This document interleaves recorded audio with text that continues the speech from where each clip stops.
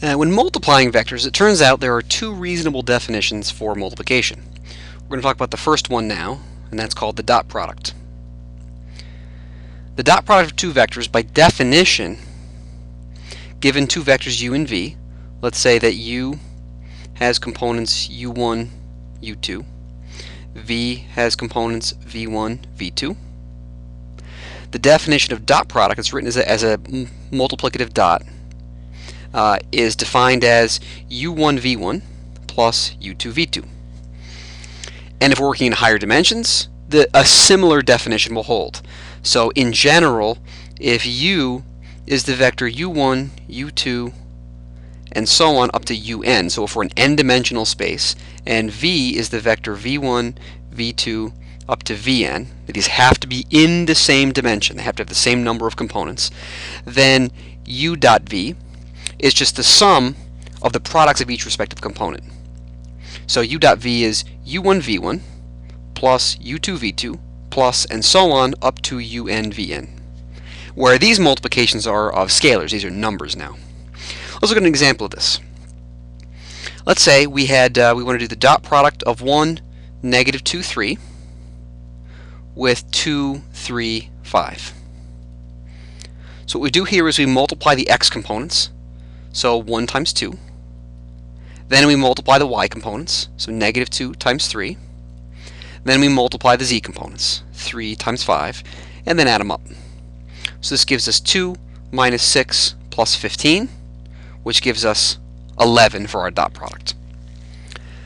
Now, based on dot product, we have a few straightforward applications. The first is the angle between vectors.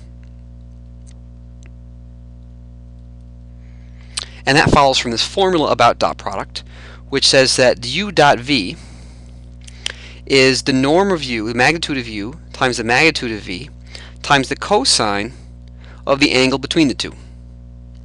So let's use this on actually the previous two to figure out the angle between those two vectors.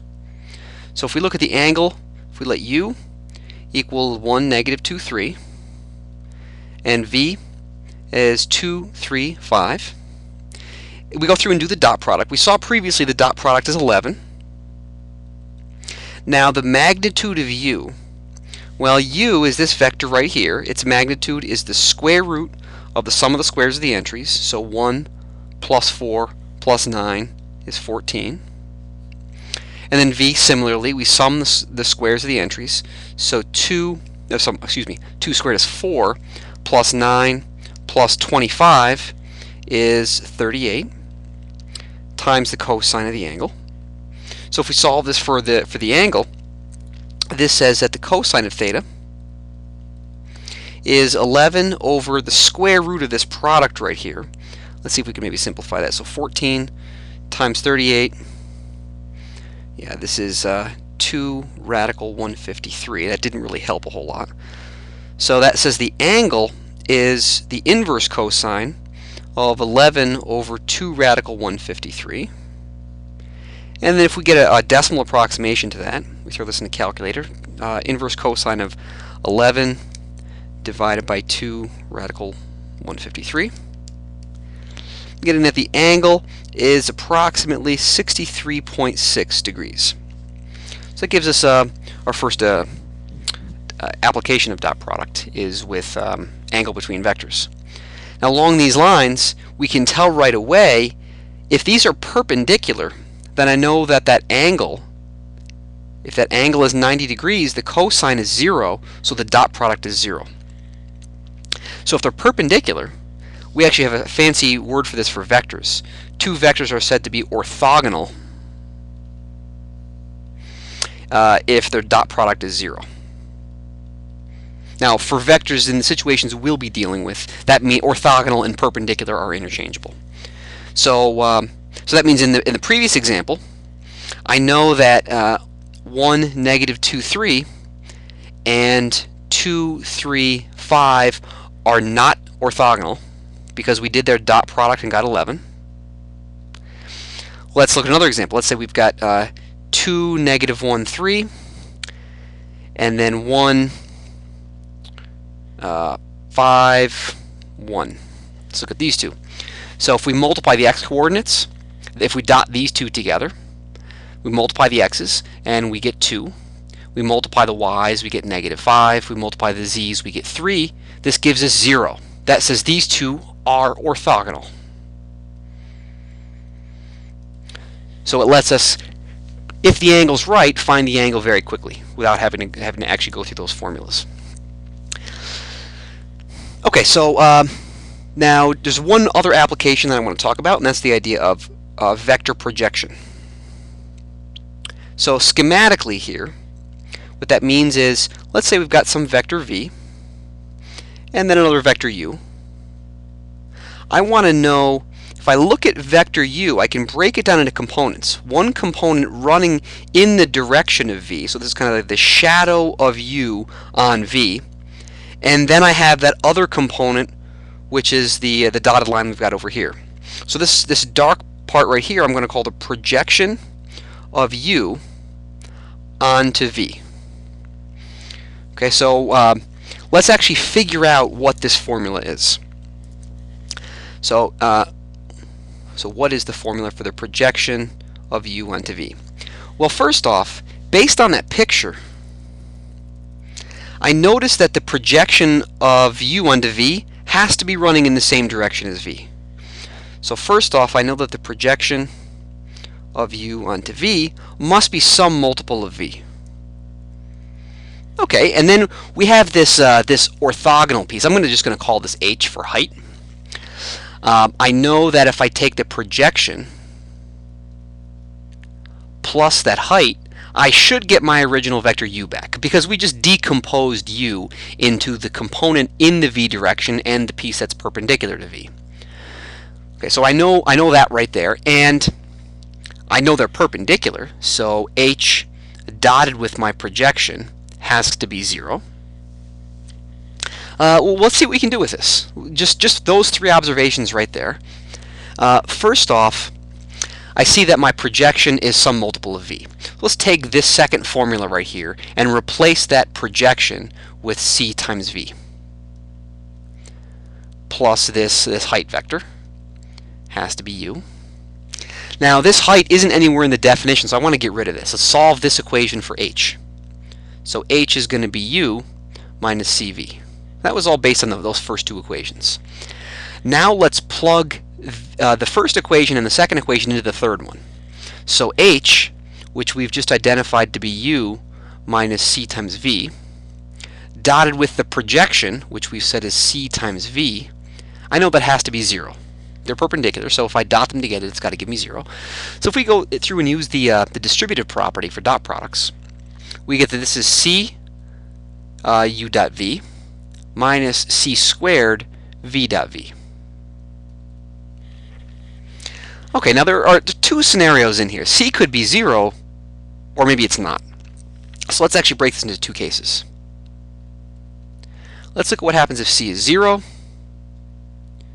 and what happens if it's not 0. Okay, I'm actually going to do the C is not equal to 0 first, because this is the more interesting one. If C is not 0, we can divide everything by C. So we get the formula u dot v equals C times v dot v. And now we can solve this for C. We can divide both sides by v dot v. And we get that this is u dot v over v dot v.